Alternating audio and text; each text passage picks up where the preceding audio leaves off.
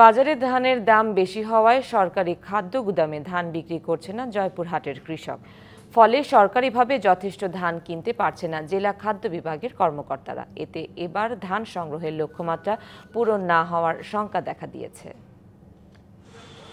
আগামী ২৮শে ফেব্রুয়ারির মধ্যে ১৩২০ টাকা মন দরে কৃষকদের কাছ থেকে ধান ক্রয়ের উদ্বোধন করা হয়, কিন্তু বাজারে দাম বেশি পেয়ে খাদ্য গুদামে ধান বিক্রির আগ্রহ হারায় কৃষক।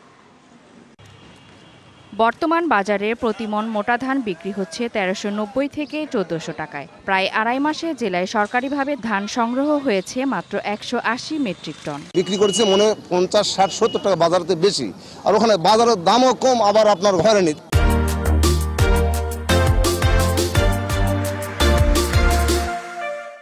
আর বাজারে নিয়ে এলে যে দামে হোক হাতে সাথে টাকাটা পাওয়া যায়। বাজারে ধানের দাম বেশি, বাজারে আসার সাথে সাথে আমরা উপযুক্ত একটা দাম পাচ্ছি। যদি সরকার আমাদের দাম কম দেয় তাহলে সেখানে আমরা কেন যাবো ধান দিতে? এমন পরিস্থিতিতে আগামী ধান ক্রয়ের শেষ সময় সীমার মধ্যে আদৌ লক্ষ্যমাত্রা পূরণ হবে কিনা তা নিয়ে শঙ্কা দেখা দিয়েছে। বাজারে ধানের দাম বেশি হওয়ার কারণেই গুদামে ধান বিক্রি করছেন না কৃষকরা, জানালেন জেলার এই খাদ্য কর্মকর্তা। এবছর ধানের বাজারে মূল্য ভালো থাকার কারণে ধানের ভালো দাম পাচ্ছে। কৃষকরা বাজারে খুব সহজেই তার বাড়ি থেকে ধানটা নিতে পারে এবং তার বিক্রিটাও ভালোভাবে করতে পারে।